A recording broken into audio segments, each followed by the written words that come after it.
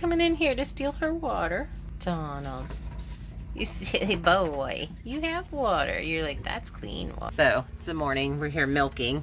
And I just realized that I'm supposed to set up a tripod and take you guys along with me this morning for our chat. So, let me go set all that up. Are you mad because your mom is busy? Are you mad because your mom's busy? You cute girl. Okay, so I think today what we're going to talk about is self-sufficiency and what animals you want. Let me get her started. So as you guys know, if you've been watching the channel, you know that we added KuneKune pigs to our lineup. I don't know if I can move that out of the way so it's not that far out of the way. And there's a couple of reasons why I decided to do that, but one of the main reasons was self-sufficiency. And do I think I can be 100% total self-sufficient? No, I don't. I think if I had to in a survival situation, we would figure it out. But trying to get absolutely everything done, you know, when on the homestead and live a regular life, I'm not going to be able to do it. Maybe there are people out there that do. That's why they had shepherds that stayed with the flock, because they rotated them around, and that's how they fed them without bringing in hay. So you followed your livestock, you lived with your livestock. One person in the family did that. That was their thing. We just don't live like that nowadays. So I purchased hay. And it does control the amount of animals that I want, so that's actually a really good thing, you know, because I only want to spend a certain amount of money on hay. And with my particular piece of property, if you have a big piece of property, for instance, my property in Texas, I had a huge pasture. I would not have to bring in hay except for in winter. Up here, right now, I have to bring in hay year round. So I buy the 4-foot by 8-foot by 4-foot bales of hay. They're about 1,600 pounds each. That lasts me right now 1 month with all of the animals that I have. But this winter, one will last 2 months because I'll be half the amount of animals. So I will need 4 of those to get through winter. And those run about $185 a bale. You know, so I'm looking at about $900. I think I figured it out to 800 and something for winter's worth of hay. So the purpose of bringing in these pigs, couple of things. I bought compost at the beginning of this season, and I paid $400 for a truckload of compost, and it was not enough. So the one thing about pigs is they're composting machines. As far as making a lot of compost, it's hot compost. It has to compost down. Goats, sheep, and your llamas, alpacas, and such. That's a cold fertilizer. You can use it immediately. So like all this bedding in here with the goats and stuff, I could clean out every year, put on my beds. The extra straw, the extra hay would mulch your beds and mulch your beds. You done? Yeah. Let me switch out goats. So the KuneKune pigs are always something that people want to buy. You know, they're raising out. Everybody has a pig on the farm. Not everybody wants to raise breeding pigs or have a pig around forever. But now I have 3 pigs that are small in size. They're easy to handle. And if I play my cards right, they could feed all of the animals on this property for the year. And that was the reason behind getting them. So I'm going to do even numbers just because it's easy.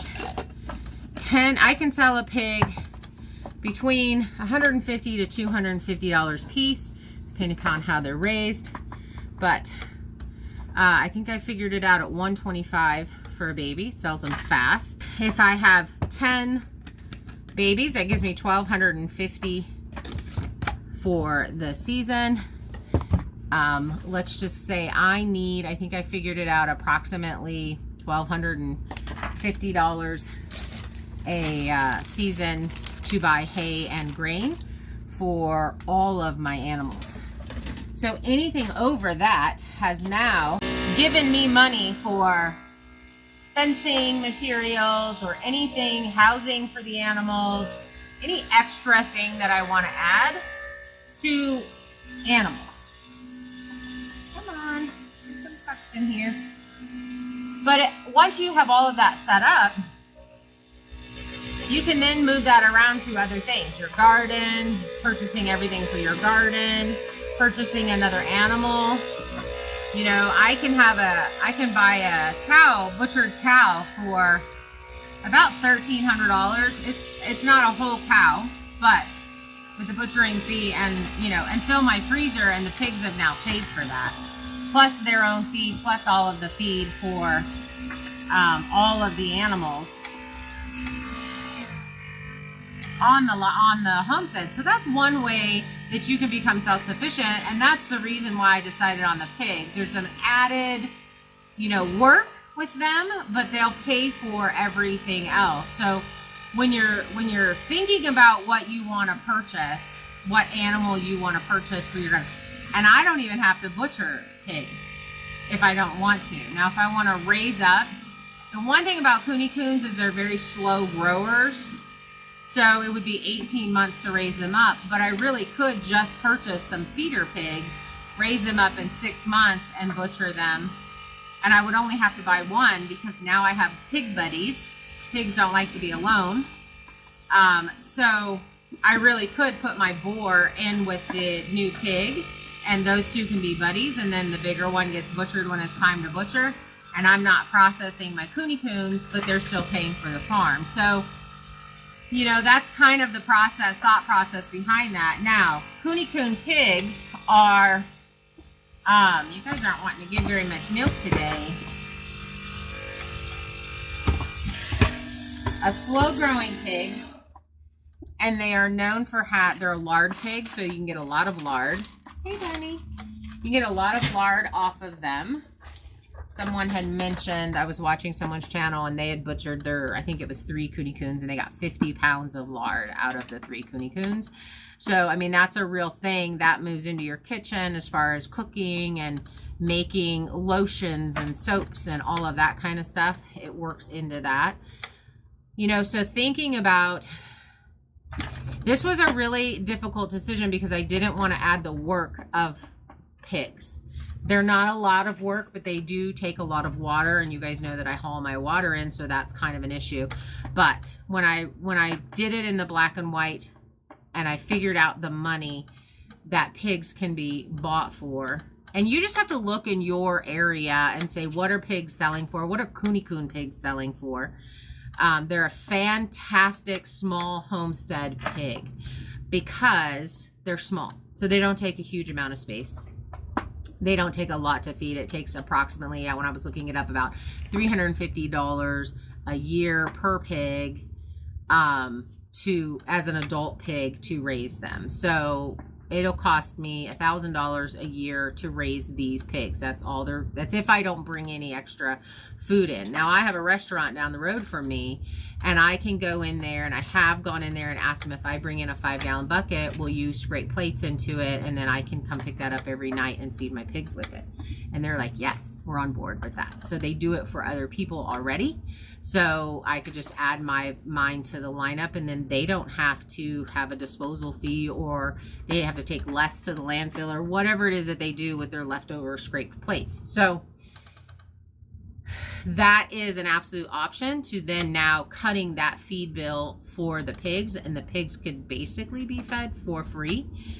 They do eat hay, so I could throw a big bale of hay in there. They can chomp off of that, spread it around, continue making that great compost. I have mine in a smaller bin that's the reason why I'm in a smaller bin, is because I want a big pile of compost there in the spring that has been cooking and working and doing all of those things as I'm building my beds for my garden. And a homestead, because we have bigger gardens, we need lots and lots of compost. If I was to purchase the amount of compost, I would easily spend probably $3,000 this next season to build this garden. So, you know, it's saving me that money. It's putting lard in my freezer. So if I want to raise up 2 more pigs, so I keep 2 boys. The boys grow faster, they get bigger. So if I keep 2 boys out of this litter and neuter them, so now they're neutered, I now have 5 in my pen. I want to control my breeding, so I may pull out my boar, put him, and I could put those 3 in a different section and have the girls and the boys separated. And then, you know, I have 2 compost piles going. And so now they're making my compost for my garden. It's organic. It's all of those things, especially if I'm able to just get this bucket of feed and feed them from the restaurant that I have down the road. And you know, I can go pick apples and pears. We have wild trees growing, you know, where we're going to go forage and pick up apples and such from friends who have orchards. You know, that's also an option. And so, yes, it's a little bit of work on my side, but those animals will feed all of the rest of the animals and fill my freezer. So fill my lard. You know, so it's a really, everybody says when they're talking about what animals to get pigs. And that's the reason why, because your pigs literally can allow you to have the rest of your animals for free, basically. You have your work that you have into them, but, you know, if you set it up correctly, it's very little work. It's a very minimal work. The biggest thing is the water draw. And so that's what was stopping me, because I haul my water in. But like we have a swimming pool that we were sitting in the hot, and it's time to drain that water out. And I'm just going to pump that water into their space so that they can have their little wallows and do their things. I am bringing a big bale of hay in for them, and we're just going to plop it in there, and then they can eat the hay. They can, are you done? They can eat the hay. They can do all, it makes it very low maintenance when you do that. I think the biggest thing is needing to make sure that your electric fence line is raised with the level of stuff so that they don't pick up the fence, which KuneKunes have a much smaller snout, so they don't do that as bad as, you know, your big feeder pigs. So that's why I decided to add KuneKune pigs in particular, because they're a much smaller pig. So you, for me, with just being a single person, I don't need a ton of pork. I love sausage and I love bacon. That's about the pork that I like to eat. And so when I process, I'm just going to put the whole pig, regardless if I got a feeder pig or if I processed some KuneKunes. My biggest thing is I'm really paying attention to what am I overwintering, and I don't want to overwinter 5 pigs. I would like to overwinter the bare minimum. And so that's kind of my thing with wanting a faster growing pig. But who knows, in the future, when everything is completely set up and I have a great system for them to be in, then I may just go ahead and keep a couple out of a litter and raise them up for 18 months. The pork is supposed to taste better. I have had a KuneKune IPP cross, and it was fantastic. The flavor of the meat was really, really good. So, but I think possibly next year I'll just raise a feeder pig and get it in the spring. I only have to get 1. I don't have to buy 2, so I don't have to try to figure out what to do with that meat, which you could sell. You could do all those things.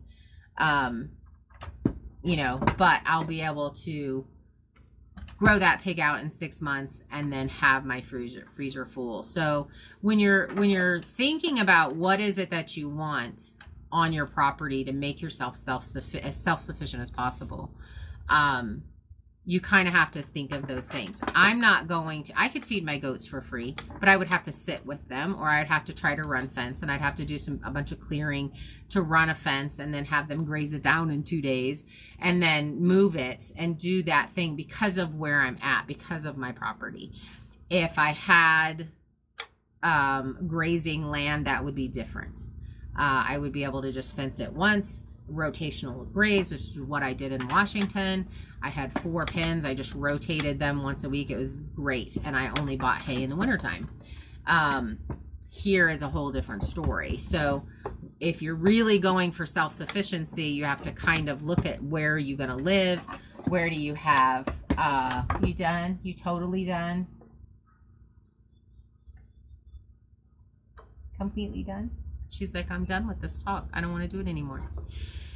So crunching the numbers, when I crunched the numbers, I'll leave you a list of the numbers that I came up with for mine so you can kind of see how I'm looking at it. I'm planning on overwintering 4 goats, 1 sheep, maybe 2 sheep. So that would be 6. Right now I have 4, 5, 6, 7, 8, 9, 10 animals. So 5 of those will be processed and the rest will stay. So that's what I'll be overwintering for these guys. So that's half of what I'm feeding, which is why I'm going through a bale of hay versus half a bale of hay a month. You know, and then the pigs will go, it'll take them 2 to 3 months to go through one of those big giant bales of hay. So I will probably buy 2 of those for them over the winter time. Hi, girl. All right. All right. You totally done? Okay. Sometimes you like to stand here and eat your snackies. I get it. But that's kind of my big thing. I want to overwinter the least amount of critters as possible because of, come on, lady. No, get on my lap. There you go. Because then I don't, you know, it's as far as the work and the space and all of those things and the cost of hay. But that may increase because the pigs are paying for the hay. So that was the animal that I made a decision. Now I have a friend who, her chickens pay for all of her feed. She sells eggs. She runs around and does that. She has a lot of chickens. But that has worked for her. My biggest thing is I really wanted compost. And I wanted compost that, let's walk her out. She's in a mood. So I wanted compost for my garden because I'm really wanting to grow a garden. And I can grow a lot of things that the other animals can eat. For instance, comfrey, you can feed to everybody. Kale, nettles. There's a lot of really fast growing plants that you can buy, that you can grow, that are very easy growers. That you can literally use to feed the animals. So then you're buying less hay and you're able to allocate that money for something else. So that's why I bought KuneKune pigs. Let me know if you have any questions or suggestions, because I love your guys' suggestions if you've done this before. Thanks for hanging out with me. I appreciate you helping my channel by following along. That's crooked. All right, not a helper. Girl, quit fighting me. Have a fantastic week, and we will see you on Friday. Come on, naughty Nelly. Don't you dare lay down. What are you doing? She's like, I don't want to go in there. Go on.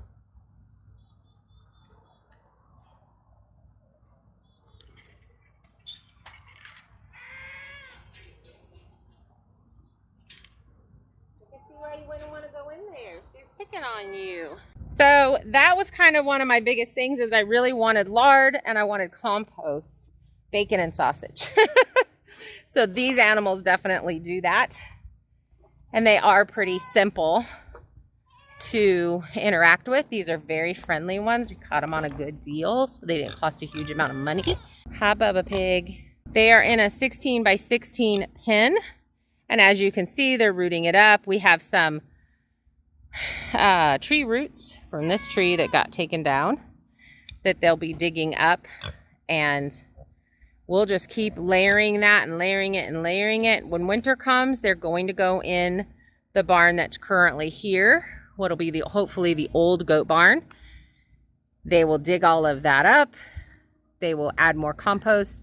That is coming down next year, so we can bring the tractor in and dig all of that out to have a really good go at the garden this next spring and make a lot more beds and just do a better job of gardening, which I have not done. So that is the entire reason why I got KuneKune pigs. They're very cute. They're very sweet. All of those things. So think about it. Think about what animal would you like to raise that could maybe pay for all of your other critters, making you quite a bit more self-sufficient. So they're my part-time job.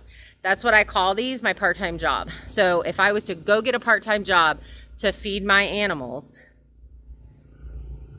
it would take more time and energy and effort than taking care of the minimal amount that it does to take care of those. I guess I should bring my milk in this morning.